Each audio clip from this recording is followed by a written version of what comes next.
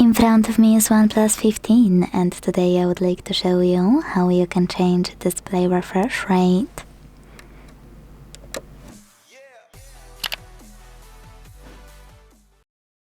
Start by opening settings and tapping on display and brightness right away.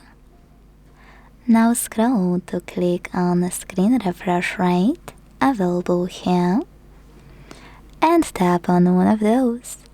Auto-select standard or high.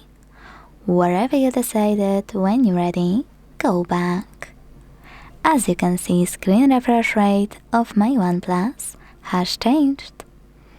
But most people miss that if you pick high refresh rate, you can also choose this option called app-specific refresh rate.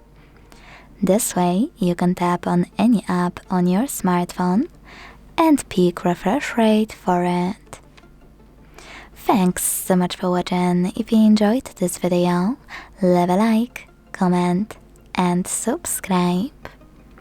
Bye!